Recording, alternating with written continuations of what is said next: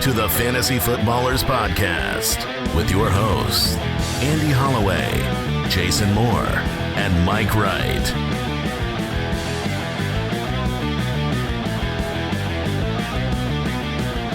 Oh, welcome in.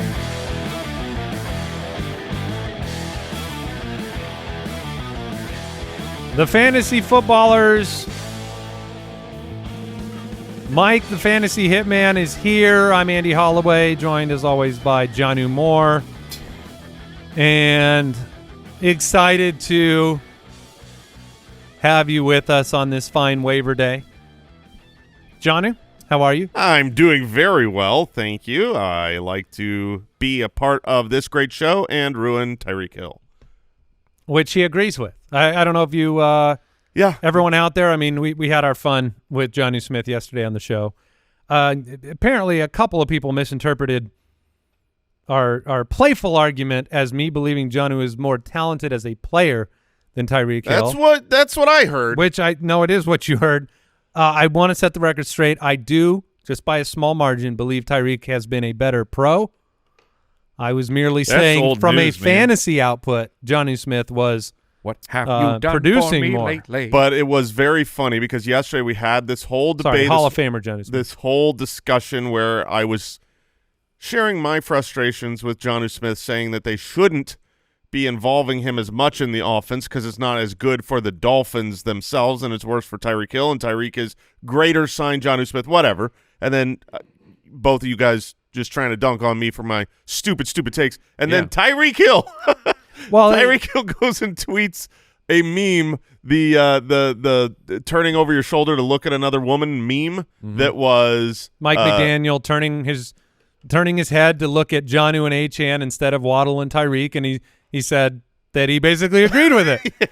Now, two things can be true. That's true. Which is most of your vitriol was birthed from the fact Tyreek Hill and mostly Waddle have been deleted, and that is totally appropriate. We as fantasy players are all angry about the fact that these two long-standing, valuable fantasy assets are not being utilized. And I would add a third in there, and I think it might even be more important, not necessarily more important than Tyreek Hill, but Tua himself has not been productive. Now, this week, I know he was like the quarterback. Tua was extremely productive. But again, going back to it, that was because it was the Patriots' defense. Again, you're talking fantasy, though. Yes. Because only productivity, fantasy. Tua has been the single best. Don't care. He's been the best quarterback, and the team is number one in scoring and number one in EPA per play.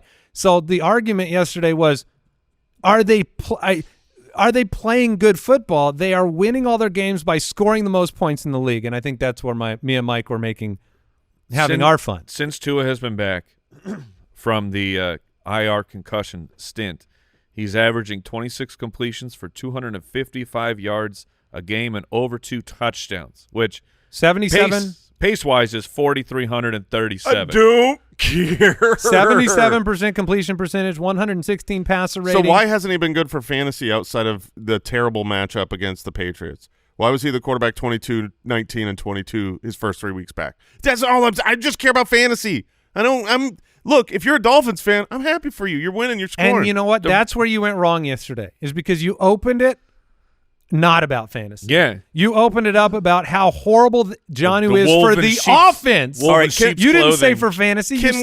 Can we pivot to something we all agree about? No, it's too soon. Can we talk about Quentin Johnston instead? Talk about last night's game.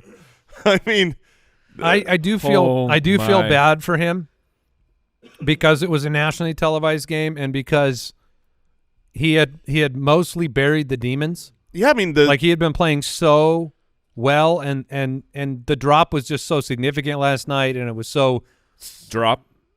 Well, no, I'll say the drop because one drop the one drop beget the other two drops. Sure. It was very clear that that one was the one that sent Greg Roman's head backwards in absolute. It was so significant. It was the difference in the game. It was. I lost my close matchup because Lamar didn't have to pass in the fourth quarter. That would have been a competitive game had he caught that pass. The ironic thing for Quentin Johnston is the gigantic, awful collapse, and what happened last night in public eye is only as big as it is because he's been playing well, because people have bought in and believed, started him in fantasy, changed how they view about the poor rookie season he had. It was because he's been doing so well that last night was this calamity. And I agreed with some of the commentary last night, and I've agreed with it for a while. We talked about the Chargers. It feels like they're one superstar away from being good. It felt that way again last night because of the drops, because of the fact that you have to lean on Ladd McConkey the way you do, because you don't have Austin Eckler versatility in the backfield when you're leading runner. Like, Eckler is still a good player. He's contributing in Washington. You know, losing Keenan Allen, they didn't add enough. Like, drafting Ladd McConkey wasn't enough to equip Justin Herbert, who's playing out of his mind, with the weapons he needs. I mean, we all watch. You know who's happy about the huge drops, like in a big way?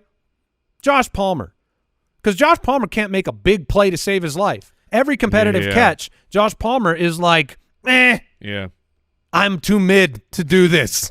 Like, but Huge dwarfed him in that capacity. So 30-23, big game from, Derrick Henry, 24 for 140. Whew. Guys, I mean, I mentioned it in our Slack, but I just want to be on the record here. Thank goodness after Derrick Henry, that drive where he got him all the way down in the end zone and then scored, and they thought they were going to get away with that bullcrap illegal formation. You get illegal formations. Like 3 inches off of the line? Not my NFL. Thank you, Jason. I love Michael Keith. Big ref over there is loving it. I did love it because I had Lamar, and then he ran it in on the next play, and I was thrilled. So freaking stupid. That play, Jason should love it too. That play literally won Jason his week. Yes, it did, because Derrick Henry didn't get that touchdown, which he deserved. But 24 for 140 on the ground, and we can't get this man a touchdown. Mark Andrews, 5 for 44 and a touchdown, which when he scores, everything's great. Ladd McConkey, 6 for 83. That is like every week his line is going to be, 6 for 57, 6 for 61, 6 for 83 last night. It's usually however many targets he has is how many receptions he has. That is really nice. He's a quality player.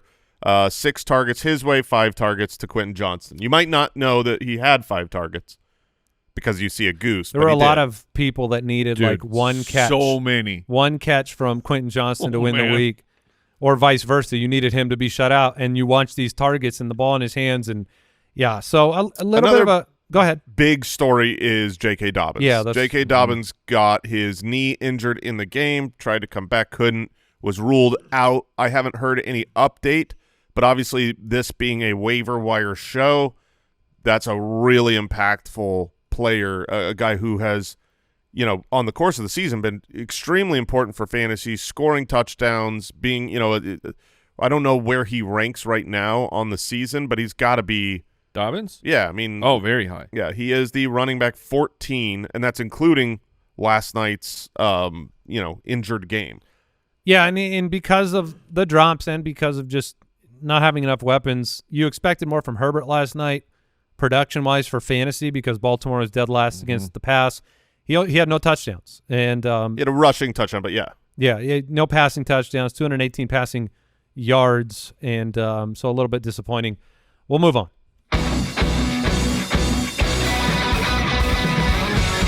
Welcome to Difference Makers, presented by IAMS Pet Food.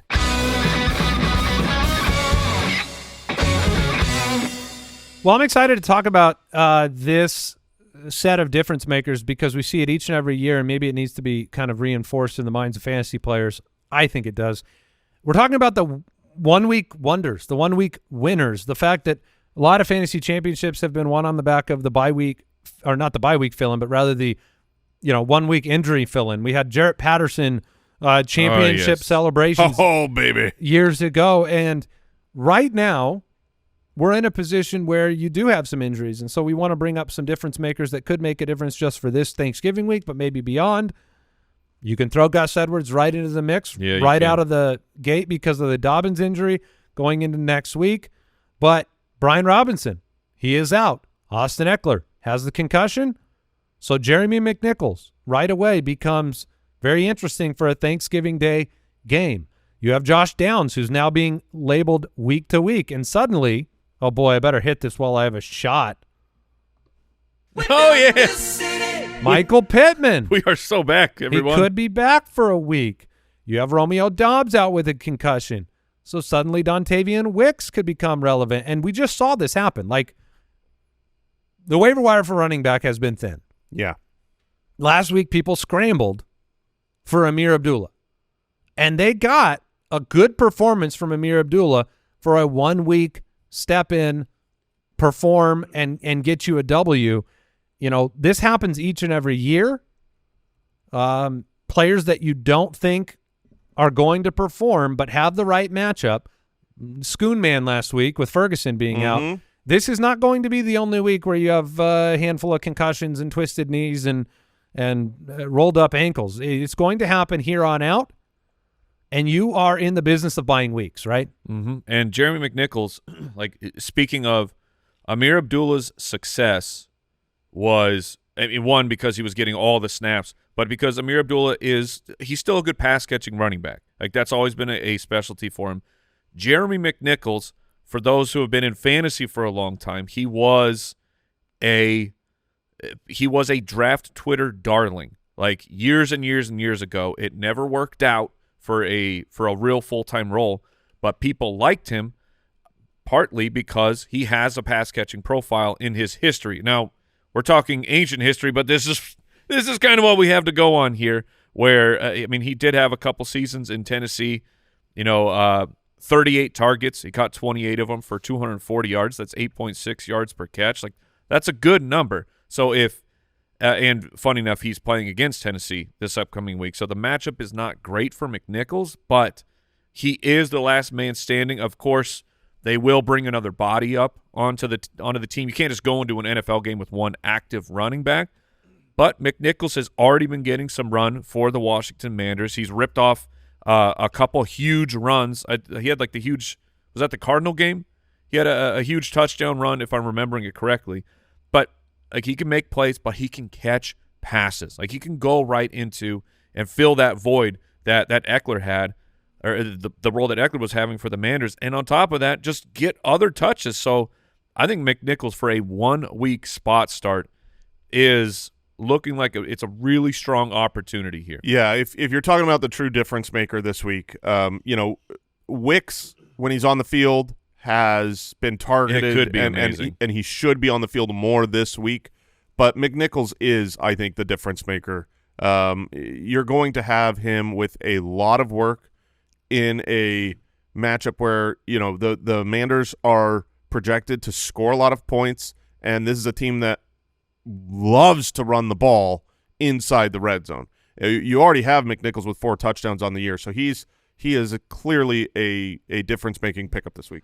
So some of these guys, it'll work into our waiver wire segment coming up shortly. But, yeah, just keep in mind that you can win a week with a strategic pickup. That's why you should have, if you can, a little bit of fab left over to be able to pick up one of those guys, and also just stay ahead of the game. Staying ahead of the game. So let me – I don't have the advice to give you off the top of my head because I haven't – we're just coming off of Week 12, the specific advice of who to pick up, who to look at. But here is the piece of advice that you need to go do some work on yourself. Prepare for next week this week. I'm telling everyone out there how next week is the final week before your playoffs start in the vast majority of leagues. Those matchups are going to be, for a lot of people, win and get in, lose and you're out. There are massive bye weeks next week. Look at your opponent's matchup. Go look at who you're playing. See what he has, his quarterback is on bye next week. Let me pick up the quarterback with a good matchup next week, this week. There are no buys this week. So I'm telling you, waivers are going through, and unfortunately, I don't have the Week 14 great pickups ahead right now. But look at your team, look at your needs, look at your matchup, look at your opponent's needs, and plan next week, this week, which is today, for your waivers, I'm telling you it's going to make a difference between whether you make the playoffs or not. Well, and I was going to say in particular, not this week, but next week is going to be your final shot, right? Yeah. So it is the most significant week. It's Jason, you basically said your playoffs start a week early because you have to win your matchup. Yeah, I'm a half game back of the playoffs, and next week I play the guy I'm fighting against. So it's like next week the playoffs start for me. All right, that was Difference Makers presented by IAMS Pet Food. When you choose IAMS, you can see a difference in your pet with your own eyes. Healthy energy in 5 days, healthy digestion in 10 days, and healthy skin and coat in just 25 days. Feed IAMS and see a visible difference. News and notes from around the league, presented by USAA Insurance. Well, it wasn't just J.K. Dobbins having Monday night troubles. We had DeMarcus Robinson, Rams wide receiver, arrested for, I believe, potential DUI on Monday morning in Los Angeles. So we will see what becomes of that. He was not often started, but it's probably something that will have an effect next year as the legal process plays out, but worth knowing. What else do we have? David Montgomery was listed as a DNP. They did not practice. They have the Thursday game. He said he's good. He says he's good. I think it's important that we keep him in the questionable category in case the team makes a, as Dan Campbell said, bigger fish to fry decision, which they could potentially, there's also a sad middle ground that no one wants to see, but that is the active but doesn't play quite the allotment of snaps. Probably not the case, but if the game gets out of hand, which every Lions game lately has been getting out of hand. And they're the first Thursday game, so they have the shortest week imaginable. And Dan Campbell mentioned that Amon-Ra St. Brown is also banged up right now and didn't practice. So we'll see what happens with those practice reports today. It's being reported that Jake Ferguson is a long shot to play on Thursday, so Scoon Man could be relevant once again. Brandon Cooks, limited still. CeeDee Lamb, limited. He's been limited and just goes out and catches like 10 passes for like 15 yards. Yeah, I mean, if you're in full PPR, I think you're still happy with CeeDee Lamb, but it's his ADOT, his targets or yards per route run, those things have just plummeted like crazy, even though he's still getting oh my gosh, 16 targets I think last week. Last week was 12 targets, but he had 17 targets a couple weeks. 17, 12, 10, 12, 12. The only way you catch 10 of 12 targets from Cooper Rush is if they are close to the line of scrimmage. Yeah. That's a great catch rate. Yeah, 83%. Because they're handoffs. Josh Downs, long shot to play this week, so that's why we mentioned Michael Pittman. Aaron Rodgers, no discussion has been had by the head coach or the coaching staff about Rodgers being shut down. He's starting Sunday against Seattle. This is encouraging probably if you are a Wilson-Adams manager that doesn't want the variable of a new quarterback and a complete punt of the season by the Jets, although they might as well. So there you go, and we're waiting on news about Isaiah Pacheco too, right? We are. The news for the Raiders, the Aiden O'Connell, because it's kind of been all over the place, but the most recent thing that I saw was the Raiders are preparing for it to be Aiden O'Connell. I think it's gone beyond that now. I think they said that he's starting. Okay, so maybe a full announcement, and then the Daniel Jones sweepstakes, if you want to call it that. We're getting a report from George Schultz that the Raiders have been eliminated from signing contention, but by Daniel or I don't know. I think So Daniel Jones has eliminated. I'm going to say something that is okay. Is 100%. You don't have to. It's 100% true. Daniel Jones is so much better than so many backups in this league, and he's so much better than what we got to see in New York. 100%. Yeah, I mean you are correct. He is not ever going to be a franchise quarterback. Obviously, not. He never was a franchise quarterback. Won't be. And in my opinion, I don't think he should go to a team like the Raiders, where there might be a team out there where he can go and start this week or next week. I believe his best situation is go to a well-run franchise with a Super Bowl aspirations and be a backup. Learn and be the protective layer to, actually go in and maybe Nick Foles something where Philly, San Francisco, Minnesota, Pittsburgh, Baltimore, Kansas City, any of those places. Exactly.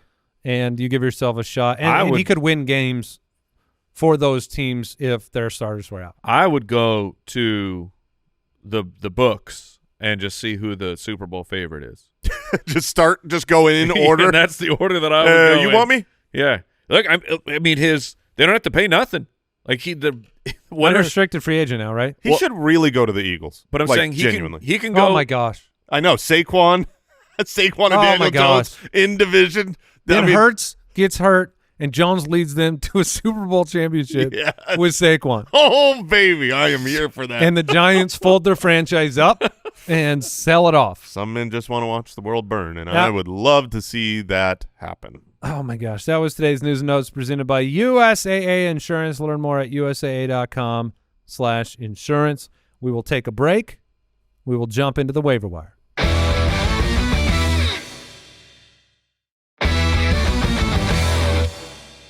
Before I jump into the waiver wire, I do want to comment one more.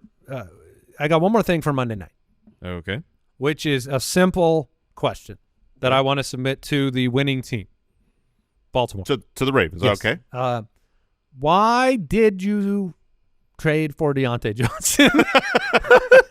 Depth, man. Why did you do that? Oh, why? But why? Why? Because it cost the franchise absolutely nothing. No, I understand. I'm just a little bit surprised at the lack of integration into the offense. Like Deontay Johnson, the player, is not a depth backup caliber player. Now, moving mid-season, that's hard to do. See Amari Cooper, it's difficult. But it is a little surprising how he is, 6 snaps? Yeah, 6 snaps. I mean, yes, it can be difficult, but when the trade happened, and I was bringing up, the NFL teams at least with their actions, have said Deontay Johnson is not as valuable as us nerds think that he is. Despite, he can go out there and put a huge production.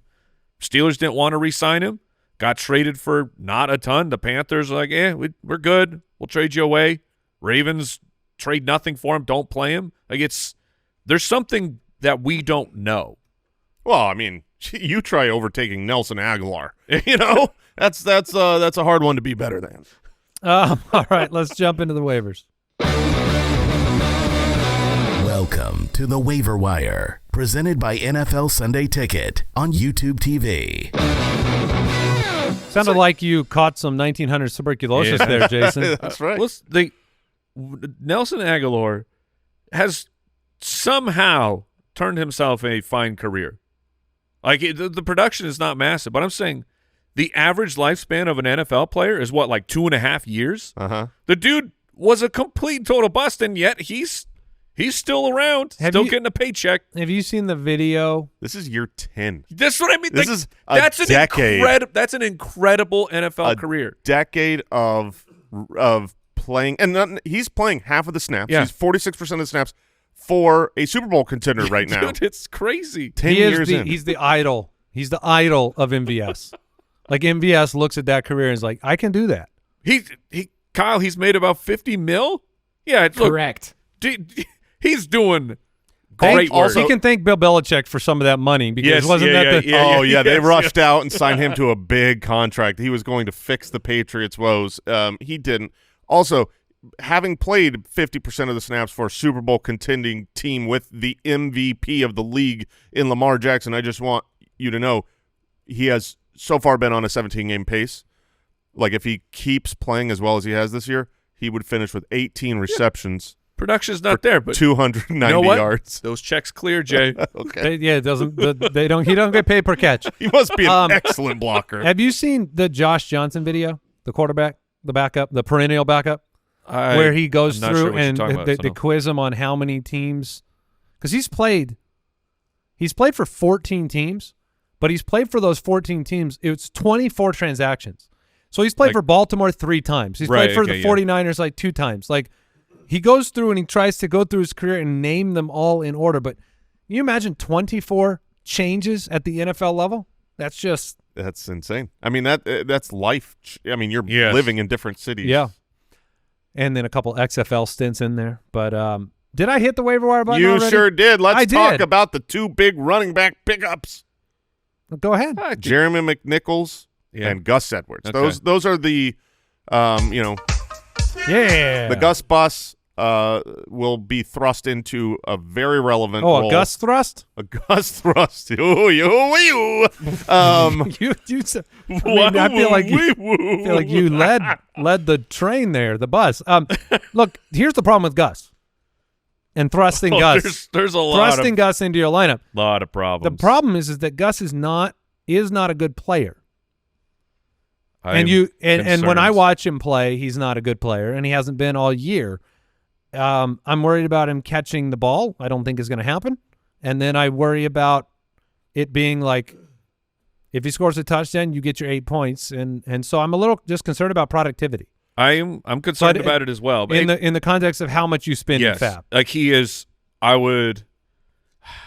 between him and McNichols is very tough because we don't have the information on Dobbins. Like, is Dobbins really going to miss this week? Is he going to miss multiple weeks? Where McNichols just feels like this is a locked and loaded. If I desperately need an RB2 for this week, I can go get Jeremy McNichols. But the Chargers, like, they're already using tons of running backs. I mean, Hassan Haskins is getting snaps for the Los Angeles Chargers.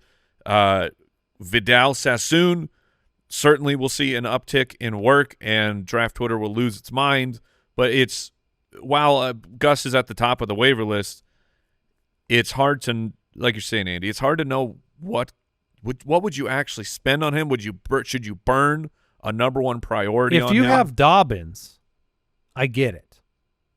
And if you need a running back, these are the two names. But they aren't without their red flags is all I'm saying. McNichols plays the Tennessee run defense that just shut Mixon down, which is why, Mike, I think you're focusing on the passing game more. But both of them they're the best of what is out there. Well, some leagues has Jalen 10 points Warren out there still. I'm just going to throw that out. You look like you had something to say, Jay.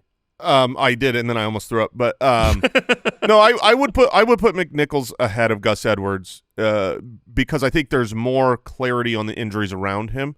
I would be very, very – I mean, there is still a little bit of nebulous we're not 100% sure with B-Rob if he's going to be back, but usually what that ankle injury looked like and the progress is that I'm confident that Brian Robinson is not going to be available. And we know that with Eckler's concussion and it being multiple concussions, he's going to be gone. So I think McNichols and the passing work would be my number one. Gus would be my number two. And Warren would be number three. That you also can bring up Amir Abdullah. I don't have an update on Zamir White, who in and of his own right, should be considered for waivers. If he were to be active, you would expect it to be kind of a 1-2 punch. The nice thing that we saw from Amir Abdullah is that they didn't trust another running back. Right. You didn't know coming in if Lauby was going to get a lot more work or just be involved in special teams. Amir Abdullah played 90% of the snaps. So it's a bad matchup against Kansas City, but all those guys I think are at the top of the pickups to play this week. Mike, how do you order them? I'm still putting Warren at the top, and then I'm going to go McNichols and then Gus. Yeah, it is. We need more news, to be honest, about Dobbins' knee injury and how long term it is. That might flip Gus to the very tippy top. There is a if we heard that it was there season is a Gus ender, trust by the coaching staff. If it turns out by the time waivers clear that this is a season-ending injury for Dobbins, then Gus is a must pick up in all leagues. Spend your fab, burn your priorities, make him number one. A couple of the insurance backs coming back from bye I think are worth surfacing, like Ray Davis and Braylon Allen, in case people drop them for the bye week. Sure. Pay attention to those names because they're worth rostering. In the event of injuries, they would be significant pickups. Why not have them ahead of time? Yeah, of course, it is insurance back season. And then we don't know where Tank Bigsby is on the injury, but I want to bring his name up, one, because he's, pretty available here and was at least getting touches before the injury. But there was a blurb yesterday of Doug Peterson being so sneaky, getting so many advantages, saying that he has changed a lot of stuff internally. Oh, right. We're not going to say what it is. He was not willing to disclose what the changes were. Is that within his own body, or are you talking about within the organization? Oh, we have no idea. We don't know. How could you know? That feels like an advantage. If I was the opposing team and I didn't know whether he had like an appendectomy or changed the coaching staff, I would be confused. Yeah, you're going into that game plan saying, what's changed? Quote, he made some in-house changes during the bye, but he's keeping the details under wraps. Oh, that could have been like wallpaper and stuff. It could. It could. We have no idea. Could have been furniture. I'm guessing there is a chance that we never actually even find out. Well, like, once the game plan rolls out Sunday. But I'm bringing up Tank as in. You think maybe that's the change? I think there's. What if the change is he's quarterback now? Tank Bigsby? Yeah, we've made a change. But what if he's going to start? Like, what if he's going to take on a bigger role? He didn't even play. He was hurt. Because he's hurt. That's what I'm saying. He's hurt. I don't know. choose my hurt guys for my in-house changes. I do, like, I get the paint roller out. I change the paint color of a room or two. I don't take my injured guys and make them starters. That one doesn't make sense to me. Oh, okay. You just keep playing your guy who sucks. Well, that being Travis Etienne. Yes. Travis Etienne doesn't suck. The team sucks. The team is the least productive offense in football. The number one. In fact, the advice that I think that the Jaguars provide fantasy players right now is they're the number one team I'm targeting. Sure. From a defensive perspective. So, I mean, Travis Etienne is caught in the blender of doom. I think he's also not as good of a running back. So, that's my personal opinion. I think that there is a chance for that with how wild things are going for the Jags. Yeah. Tank Bigsby's last 2 games playing were not impressive performances. Yeah, I don't know. I mean, I don't know if anybody can do anything in this offense right now. That's, It's a quarterback issue as much as we know that Trevor Lawrence is not worthy of the contract he got, being, the highest paid player in history. He is still such a significant upgrade over Mac Jones. And maybe, we don't have an update coming out of the bye on Trevor Lawrence's injury and whether he's that, to me, Brian, when you're talking about Brian Thomas, Travis Etienne, Tank Bigsby, everything relies on whether or not Trevor Lawrence is going to be the starter this week. The change that Doug Peterson made, for all we know, it's C.J. Beathard. C.J. Beathard is going to be the quarterback over Mac Jones because they put Trevor Lawrence on IR. So we'll just have to keep our ears to the news. 7 points against Minnesota, 6 points against Detroit, and they have the privilege of Houston, Tennessee, and the Jets coming up. It's getting gross. Now, I am validated by the fact that it made no sense that people were reporting Peterson would be fired if he lost to the Lions, which he wasn't fired. It made no sense because there was no chance of them beating the Lions with a backup quarterback. The firing of a coach, like firing Peterson at this point is just it's like it's the equivalent of a rage drop for fantasy football. Like it's not. I don't know that it's really going to help the Jags. You're still going to owe him money. You're going to just cause more ruckus in your locker room. So I understand not firing him at this point. It's just okay, we're too angry. We can't even have you in the building. Yeah, just let him know. Be like, hey, dude, you're fired. But, like, will you finish the season? You know what I mean? Like, we want to start our process. I don't even think you have to say that. You're like, hey, Doug, come into my office. Have a seat. Oh, what's up? Why am I here? You know why you're here. You know why you're here. Just finish the season. Yeah. But you might want to start cleaning some things out. Or make some shop around, your resume. It's actually, it'd be the most genuinely nice thing you could do. Yeah, just say if he agreed to stay. Wide receiver pickups, guys. What are the top names on your list? Because you saw Adam Thielen get involved, and Bryce Young looked better, even though the matchup was tough. Yeah. 3 for 57 for Adam Thielen. Well, and you had David. Proud of it. You had David Moore. David Moore had 10 targets, 6 for 81, and a touchdown. That would be Carolina Panthers wide receiver David Moore. Yeah, I mean, living his own Nelson Aguilar career. The Panthers, Seattle, Green Bay, Tampa Bay. The Panthers wide receivers are an interesting one for waiver wire pickups this week because Bryce Young has looked a little better. The matchup this week is Tampa Bay, so you expect Bryce Young to actually have a good amount of yards throwing the ball this week, and so But it's a three-headed monster, and you've got to decide, do you want to go with the, first-round rookie Xavier Legette? Do you want to go with the old man Adam Thielen, or last week's leader in David Moore? But I do think there will be value from one of those three guys this week. I've also brought his name up now 3 straight weeks. Nick Westbrook-Ikhine scored again. Every week. He plays every snap of the game, basically. They upset Houston. They get to take on Washington this week, which is, Washington's been losing ball games. But you can't play him. I don't understand, man. I want to read you the reception total since the bye week in week 5. Okay, since week 5. This is a long period of time. Here's his catches in the game. 1, 2, 2, 5. Yeah. 3, 2, 2. Total catches. But now I want to read you touchdowns. 1, 1, 1, 1, 0, 1, 1.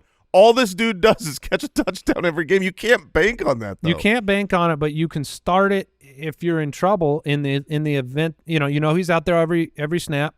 Since Hopkins has been out, he's been out there every snap. So you could do worse, is all I'm saying.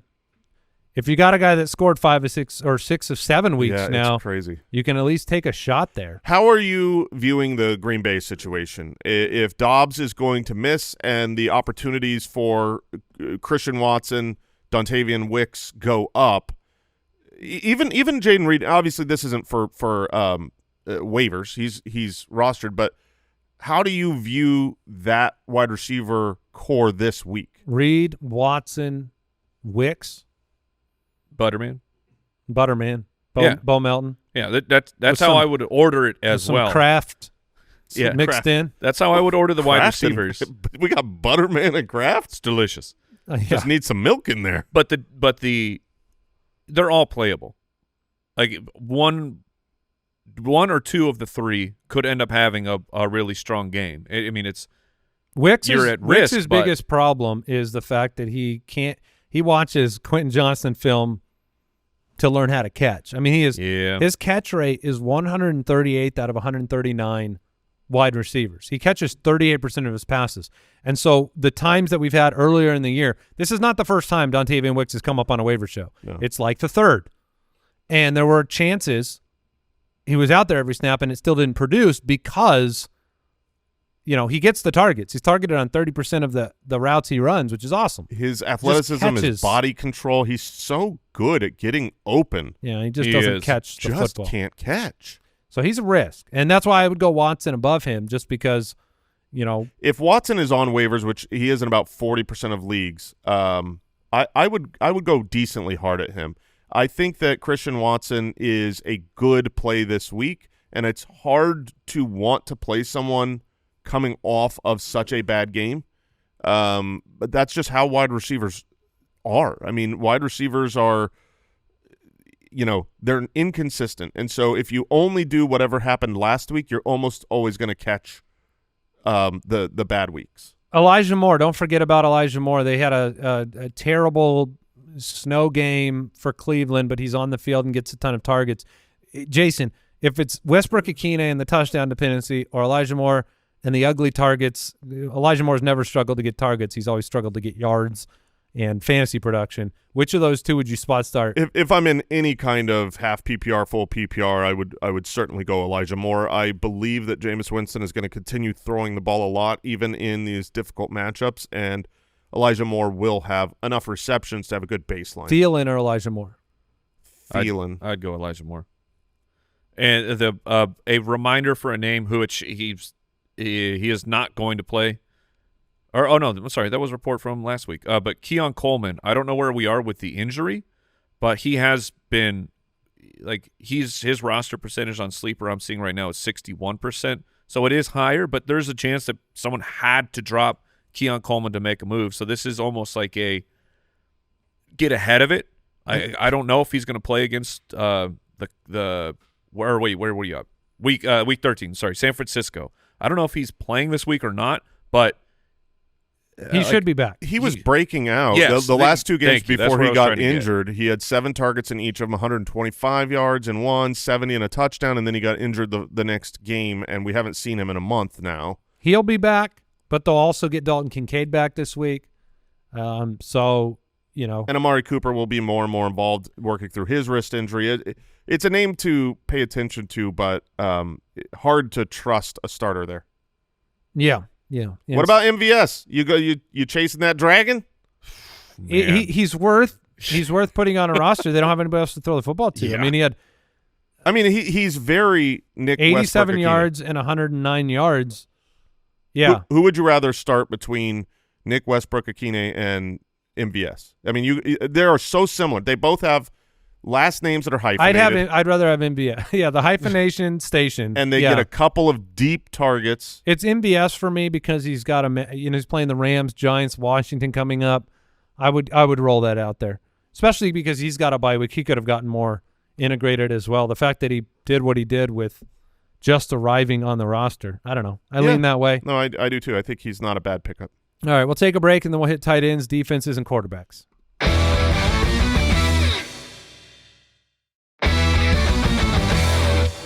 Well, hopefully you stashed him last week. He was one of the top pickups, but he's still sitting at 64% rostered. So we'll mention him coming off the bye, Taysom Hill, and his 40-point performance, the tight end, wide receiver, running back, quarterback combo that is Taysom Hill, the weirdest player that ever existed, could be the weirdest player that's ever helped you win a title.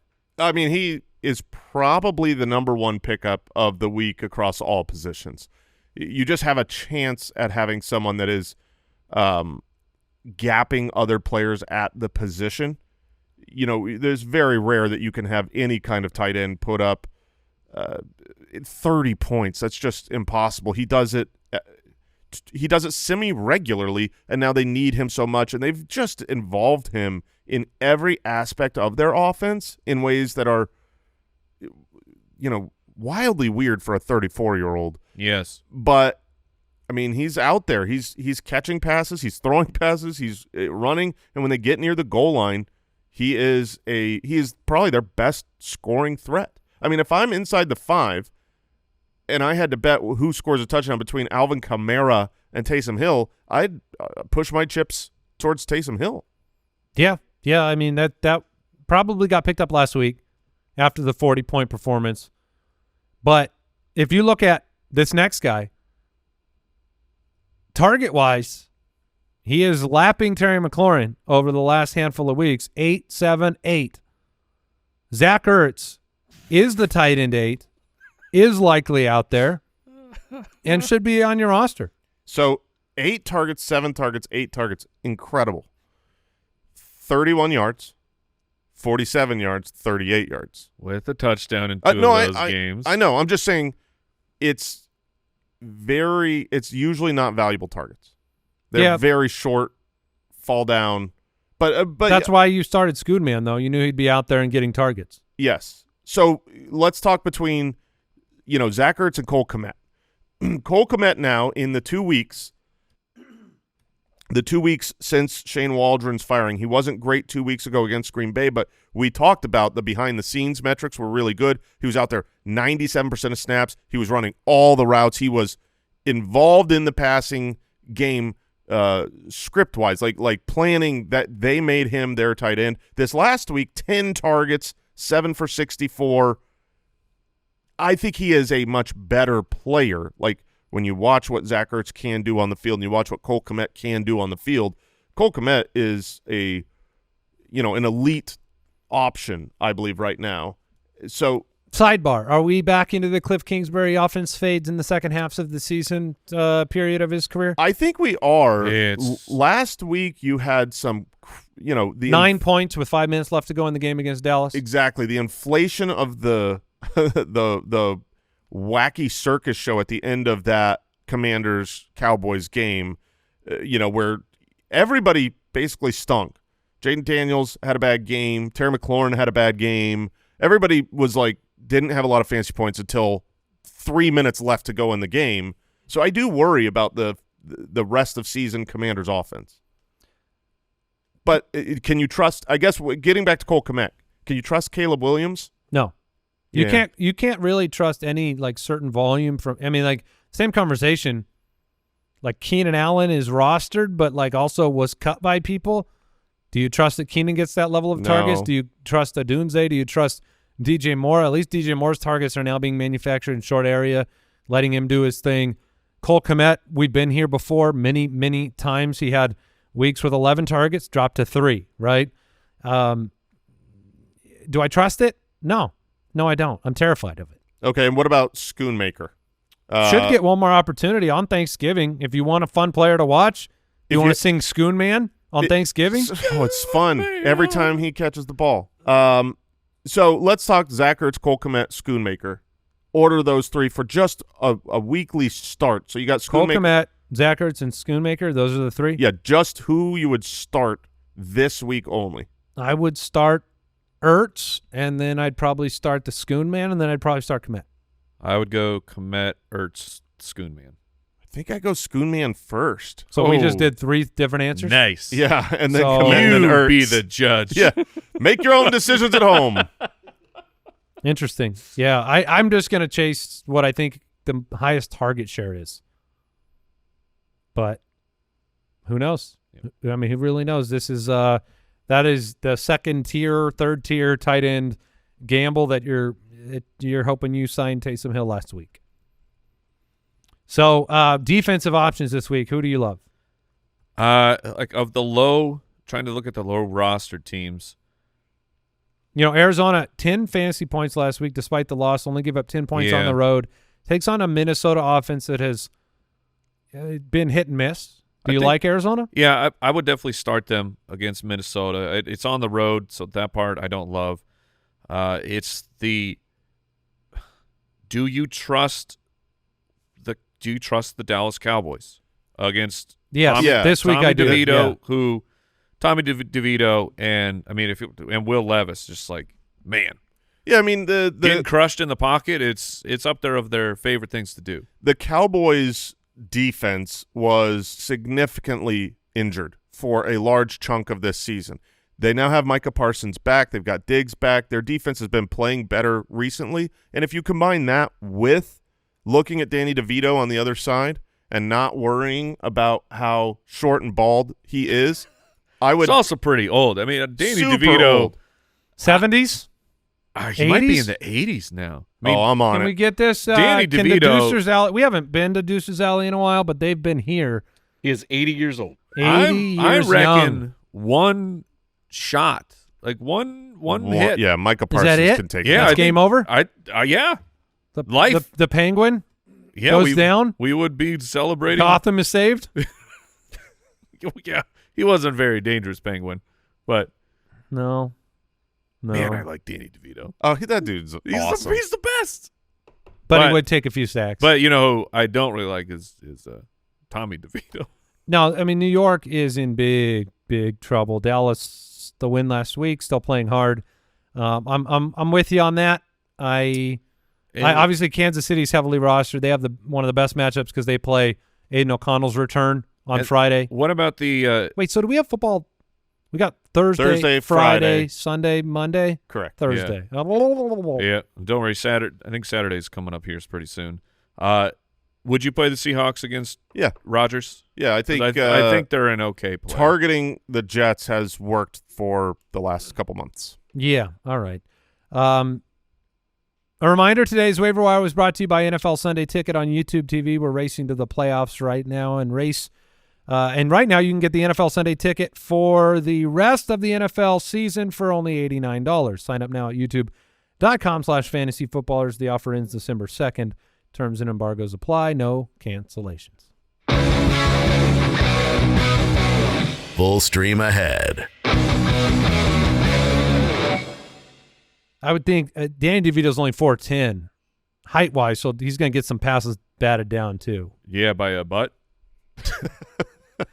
Full stream ahead. I'm going to go Geno Smith against those Jets. The volume has been there. They're throwing it a ton. Geno's on pace for what did I say, like 650-plus passing attempts. So as a streaming option this week, going against a Jets defense that has kind of mailed it in since week 6, they're dead last in schedule-adjusted fantasy points to quarterbacks. Jackson Smith-Njigba, breakout campaign. They're throwing the ball to Kenneth Walker. yeah, I'm going to take the volume there against a defense that's just not been good. I like Geno a lot. My stream of the week is going to be Matthew Stafford. If you haven't been paying attention, he's been pretty darn good. Over the last 5 games, now that he's got his weapons back with Puka and Cooper out there, he's averaging basically 20 fantasy points per game, 37 pass attempts, 2.5 touchdowns a game. Since Week 8, he's the quarterback 7, and the Rams are at home in a dome with a 48.5-point over-under against the Saints, who aren't a great defense. You could do a lot worse than Stafford this week. And I'm going with the hat trick. It's Russell Wilson, I made him my stream last week, I was unaware that Thursday was going to turn into the snow game that it was, so hopefully you were able to bail out there at the last second. But now he gets the matchup with Cincinnati, who's 30th in schedule-adjusted fantasy points to the quarterback. It wasn't the end of the world last week with Russ in that snow game. I think it's going to be much, much better this week. So these 3 guys, their roster percentage is higher, and if stuff went crazy for you, I'm going to say it because the guy has literally been a top 12 quarterback in back-to-back weeks. It's Cooper Rush, who plays on Thursday. He plays against an awful, awful opponent, and he is voluming his way into being a competent fantasy quarterback. Yeah, I don't mind it. I don't mind it. They, last week was impressive, getting it done. I mean, the game was slow the week before. You always have garbage time potential with him too, but in this matchup, should be heavily favored. I wonder how much they lean on your boy Rico. I think there's going to be a lot of Rico this week. Did he catch the football last week? Yeah. Nice. That's always that's so. up there, man. That's up there for him. He had a Stonehands week. Yeah, last week 3. He caught all 3 targets for 12 yards. But I mean, given that Rico got his season high, or tied his season high in opportunities and just dominated the running back rush share, that means that Jerry Jones will be buzzing down to Mike McCarthy to play Zeke. Who was the original Stonehands? The Bears running back? His name is escaping me. It's Jordan Howard. Jordan Howard. Yeah. Man. He always tried to catch every pass like with his hands like an alligator. It was so weird. And every offseason he'd spend all those hours on the jugs machine. Yeah. It's like in the NFL, given the right circumstances, any one of those players can catch a pass. And somehow Jordan Howard it never worked. Despite being like a great on the ground, a 1-2 down running back. Couldn't catch? A couple things. One, if you haven't checked it out, go to jointhefoot.com. All of our waiver rankings, along with a custom waiver rankings for your league. You can import your team into the ultimate dashboard, get your lineup optimized based on our rankings, the matchup, spot starts. But again, the custom waiver list from your league. So the players that we talked about today, even the ones in our rankings that we didn't talk about, it will show you a custom listing of who's available, what teams have the other guys, and who to target. So avail yourself of that at jointhefoot.com to get access. And I don't know if you knew this, but tomorrow is. Oh, I'm going to bed right now. Tomorrow is the Megalodon episode. I mean, do you guys? You getting a good 16 hours sleep in? I hope so. Yeah, I mean, this is going to be. It's the biggie. Wednesday, Thursday, Friday, all wrapped into one supersized Megalodon. I'm gonna go do a cold plunge episode. I'm gonna do a sauna. You're doing it all? Yeah. Like today or before the show tomorrow? I'm doing it right now so that I can go get those 16 Drink hours. your caffeine. Yeah. No caffeine today. Well, I mean tomorrow. All right, that'll do it for today's episode of the show. But we're back with the Megalodon tomorrow, so join us then. Should be a lot of fun. We got Thursday football, Friday football. Football. Goodbye. Thank you for listening to another episode of the Fantasy Footballers Podcast. Join our fantasy football community on jointhefoot.com and follow us on Twitter @TheFFBallers.